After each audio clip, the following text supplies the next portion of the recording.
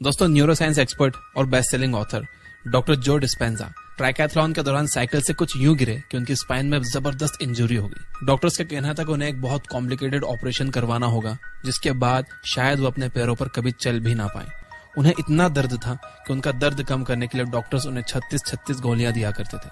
लेकिन जो ने यह ऑपरेशन करवाने से मना कर दिया। वो अपनी बॉडी को सेल्फ हीलिंग का मौका देना चाहते थे और सिर्फ 90 दिनों में वो वापस अपने पैरों पर चलने लगे और 120 दिनों में वो घर से बाहर निकलने लायक हो गए। उनका दर्द भी लगभग 90% जा चुका था। लगता है ना किसी चमत्कार जैसा, पर असल में ये कोई चमत्कार नहीं है, बल्कि ह्यूमन बॉडी की हीलिंग इंटेलिजेंस की पावर है। आपको चोट लगती है, वो बिना किसी बाहरी मदद के ठीक हो जाती है। हाँ, आप एंटीबायोटिक्स लगाते हो, लेकिन वो तो बस इन्फेक्शन से बचने के लिए होता है। ठीक तो चोट खुद होती है। आपको फ्रैक्चर होता है, वो भी खुद ठीक होता है। डॉक्टर केवल उस हड्डी को सीधा रखने के लिए प्लास्टर लगाते हैं। तो कौन है बॉडी में जो उसे ये बताता है कि यहाँ पर चोट लगी है, यहाँ खून रोकना है, इसे ठीक करना है? कौन बताता है कि 60 ट्रिलियन सेल से बनी बॉडी में से कैल्शियम कहाँ डिपॉजिट करना है ताकि टूटी हड्डी जुड़ जाए? वो बताता है बॉडी के अंदर का मौजूद एक खास मैकेनिज्म जिसे होम्योस्टेसिस कहते हैं। ये होम्योस्टेसिस बॉडी की डिफॉल्ट नॉर्मल स्टेट है, जैसे normal temperature, breathing rate, chemical और हार्मोन्स का रेशियो, नॉर्मल सेल स्ट्रक्चर और टिश्यू कंडीशन। जब भी बॉडी या उसका कोई भी पार्ट नॉर्मल से एबनॉर्मल की तरफ स्विच करता है तो यह मैकेनिज्म एक्टिवेट हो जाता है। उस एबनॉर्मलिटी का टाइप और जगह खोज निकालता है और फिर अपनी हीलिंग इंटेलिजेंस का यूज करके वापस उसे नॉर्मल स्टेट में लाने की कोशिश करता है। ये कोई सुपर पावर नहीं है, बल्कि हमारी सर्वाइवल इंस्टिंक्ट का हिस्सा है। और ये पावर हमें केवल चोट खरोच से ही नहीं, बल्कि टर्मिनल स्टेज कैंसर, किडनी की बीमारी, एस्थमा, पार्किंसन जैसी कई बड़ी बीमारियों से भी बचा सकता है। लेकिन मुश्किल एक ही है कि हमें बॉडी को बाहर से एक्सटर्नल एड देने की ऐसी आदत हो गई है कि हम उसके रियल हीलिंग पोटेंशियल को एक्सप्लोर ही नहीं कर पाते। तो अगर आप भी रहना चाहते हो हेल्दी और बीमारियों से दूर, तो बने रहिए इस वीडियो के आखिर तक, क्योंकि आज के वीडियो में मैं आपको बताने जा रहा हूँ 4 ऐसे सीक्रेट्स जो आपको अपनी हीलिंग इंटेलिजेंस से हर बीमारी का इलाज करने में हेल्प करेगी, फिर चाहे वो बीमारी कितनी ही बड़ी क्यों ना हो। इस वीडियो को सभी में शेयर जरूर करना, हो सकता है कि ये किसी के लिए एक लाइफ चेंजिंग वीडियो साबित हो। तो चलिए शुरू करते हैं। The placebo effect. कई लोग अपने इलाज के लिए बाबाओं के पास जाते हैं और वो ठीक भी हो जाते हैं। ये कोई जादू या चमत्कार नहीं है, सिर्फ उनके मन में बसे विश्वास और आस्था के कारण होता है। कई लोग बाबाओं के क्लेम्स को टेस्ट करने के लिए उनके पास जाते हैं, लेकिन वो ठीक नहीं होते क्योंकि उनके मन में वो विश्वास नहीं होता। ये ठीक वैसा ही है जैसे कई लोग एक ही डॉक्टर के पास जाना पसंद करते हैं और कहते हैं कि मुझे तो बस इसी की दवा लगती है, जबकि दूसरा डॉक्टर भी उसी बीमारी के लिए वही दवा देता है, लेकिन आपको एक ही डॉक्टर की दवा से आराम मिलता है। ऐसा क्यों होता है? क्योंकि आपको उस डॉक्टर पर ट्रस्ट है कि उसके पास जाकर आप ठीक हो जाओगे। अगर आप मान लो कि आप ठीक हो जाओगे तो आपकी बॉडी में हीलिंग प्रोसेस स्टार्ट हो जाएगी जो आपको ठीक कर देती है। इसे प्लेसिबो इफेक्ट कहते हैं। प्लेसिबो इफेक्ट का मेन सेंटर है आपका ब्रेन। आपके बॉडी वेट का केवल 2% हिस्सा रखने वाला आपका ब्रेन बिना रुके आपके शरीर में मौजूद 60 ट्रिलियन सेल्स को मैनेज कर रहा है। आपकी जानकारी के लिए बता दूं कि 1 ट्रिलियन यानी 1 लाख करोड़, तो समझ लो कि 60 ट्रिलियन का आंकड़ा कितना बड़ा होगा। इनमें से किसी भी एक सेल में कोई भी गड़बड़ होती है तो उसे पता चल जाता है। कैसे? ये किसी को नहीं पता। दरअसल साइंस ब्रेन को जितना समझने की कोशिश करता है उतना ही उलझता जाता है, और ऐसी ही एक उलझन है प्लेसिबो इफेक्ट। एक समय में मिथ के रूप में देखे जाने वाले प्लेसिबो इफेक्ट को सन 1995 में साइंटिस्ट हेनरी कैबीचर ने अपनी रिसर्च द पावरफुल प्लेसिबो के जरिए साइंस जगत में मान्यता दिलाई। लगभग 1000 से भी ज्यादा लोगों पर स्टडी करने वाले हेनरी ने एक टर्मिनल स्टेज की बीमारी से पीड़ित सभी मरीजों को 2 ग्रुप्स में बांट दिया। एक ग्रुप को रियल मेडिसिन मिली तो दूसरों को फेक शुगर पिल्स। लेकिन पेशेंट्स को ये नहीं बताया गया। कुछ समय में दोनों ग्रुप्स में लगभग एक ही जैसी इंप्रूवमेंट देखने को मिली, यानी बिना दवा के लोग भी ठीक हो गए क्योंकि उन्हें लगा कि उन्हें एक असरदार मेडिसिन मिल रही। इसी भरोसे के साथ ब्रेन ने ऐसे केमिकल्स रिलीज किए जिससे बीमारी ठीक हो गई। ब्रेन के इस पोटेंशियल को मैं आपको एक नेगेटिव एग्जाम्पल के साथ समझाता हूँ। जिस तरह से आप ये मान लो कि आप ठीक हो जाओगे तो आप ठीक हो सकते हो, उसी तरह से अगर ये मान लो कि आप बीमार हो तो आप बीमार भी हो सकते हो। इसे नोसिबो इफेक्ट कहते हैं। प्लेसिबो इफेक्ट का एग्जांपल हमें अपने आसपास भी समय समय पर देखने को मिलता रहता है। जैसे कोरोना के टाइम हमने देखा कि जो लोग हॉस्पिटल गए और अपने आसपास मौत का नजारा देखते रहे वो ज्यादा मरे, वहीं जिन्होंने घर पर ट्रीटमेंट लिया, पॉजिटिव रहे और अपनों के बीच हंसते खेलते समय बिताया, वो जल्दी ठीक हो गए।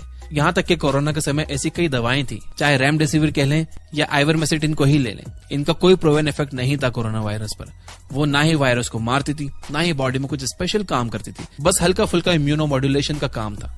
लोग केवल अपने विश्वास के कारण ही उन दवाओं से ठीक हो रहे थे कि अब बस दवा मिल गई, अब हम ठीक हो जाएंगे। अगर आपको यकीन ना आया तो आप इंटरनेट पर फैक्ट चेक कर सकते हो। आपको मिलेगा कि सभी दवाएं केवल इमरजेंसी यूज के लिए ही अप्रूव की गई थी। बेसिकली प्लेसिबो इफेक्ट ब्रेन के फ्रंटल लोब में प्रोसेस होता है, वही फ्रंटल लोब जहां पर थर्ड आई भी होती है। ये लोब ब्रेन का सबसे तिलिस्मी और अनएक्सप्लोर्ड एरिया है। इसमें कई चमत्कारी शक्तियां हैं जो किसी जादू से कम नहीं लगती, और प्लेसिबो इफेक्ट भी उनमें से एक है। Mechanism of placebo effect.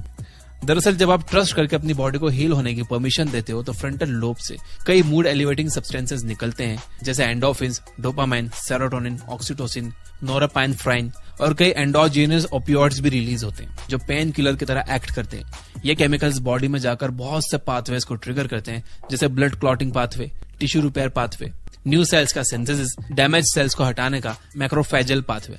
इसी तरह के ना जाने कितने ही केमिकल पाथवेज हैं जो किसी भी साइंटिस्ट ने अब तक नहीं खोजे हैं, जो ब्रेन से रेगुलेट होते हैं और बॉडी को हील करते हैं। अगर आप भी इस इफेक्ट का फायदा अपनी लाइफ में उठाना चाहते हो तो बस ये विश्वास रखो कि आपका शरीर सब ठीक कर सकता है।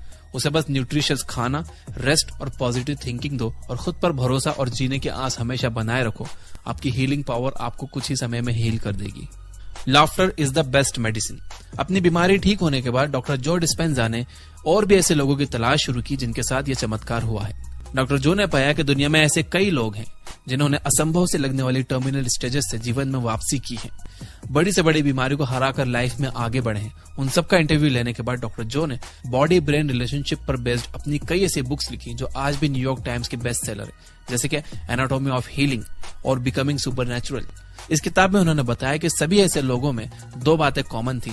एक तो बॉडी की हीलिंग कैपेसिटी पर उनका विश्वास यानी कि प्लेसिबो इफेक्ट, और दूसरा पॉजिटिव इमोशंस का होना यानी हमेशा खुश रहना, हंसते रहना। यूं ही नहीं कहा जाता कि laughter is the best medicine. हंसने और खुश रहने की ताकत का अंदाजा आप इस बात से लगा सकते हो कि आपके खुश रहने से आपके पेट का पूरा फ्लोरा बदल सकता है। आपका गट फ्लोरा यानी आपके डाइजेस्टिव सिस्टम में मौजूद अच्छे बैक्टीरिया जो ना सिर्फ डाइजेशन में हेल्प करते हैं बल्कि कई ऐसे जरूरी विटामिन, मिनरल्स और केमिकल्स रिलीज करते हैं जो बॉडी को फंक्शन करने और रिपेयर करने में हेल्प करते हैं। जब आप खुश होते हो तो आपके गट में ऐसा एनवायरमेंट क्रिएट होता है जिसमें गुड बैक्टीरिया पनपते हैं। वहीं सैडनेस जैसे नेगेटिव इमोशंस के केस में गुड बैक्टीरिया का नंबर कम हो जाता है। जिस तरह से ब्रेन से मूड एलिवेटिंग केमिकल्स रिलीज होते हैं, उसी तरह के केमिकल्स गट बैक्टीरिया भी बनाते हैं जो हीलिंग प्रमोट करते हैं। इसलिए पुराने जमाने से ही गट हेल्थ को काफी इंपॉर्टेंस दी गई है।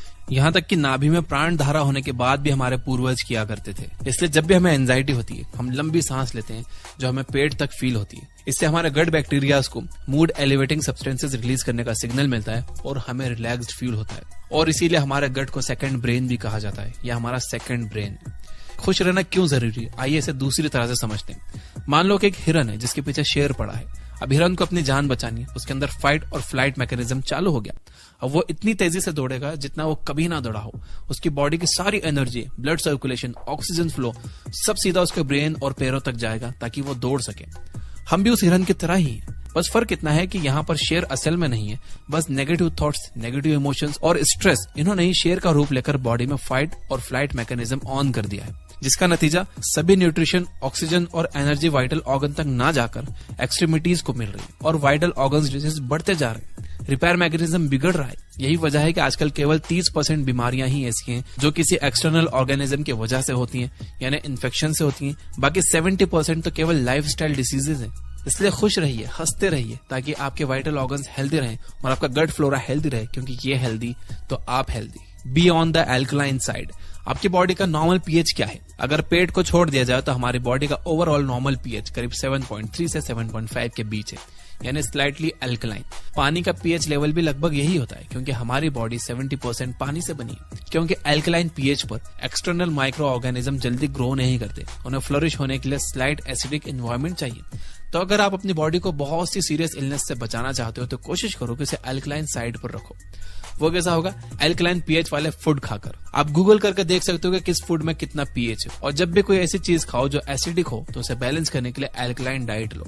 एक जनरल फॉर्मूले के मुताबिक जिस चीज के अंदर जितना ज्यादा पानी होगा यानी उसका जितना ज्यादा वाटर कंटेंट होगा वो उतना ही अल्कलाइन होगा, जैसे फल और सब्जियां, नींबू को छोड़कर।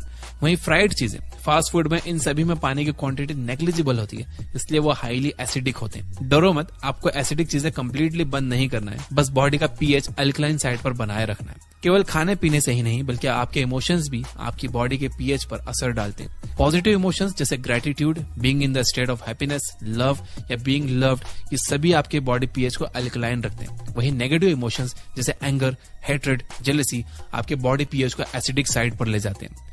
एक और जरूरी टिप, जब बॉडी अल्कलाइन साइड पर होती है तो कंसंट्रेशन, फोकस और ब्रेन पावर भी बढ़ता है। इम्यून सेल्स बेहतर तरीके से काम करते हैं, यानी एक के साथ डबल फायदा।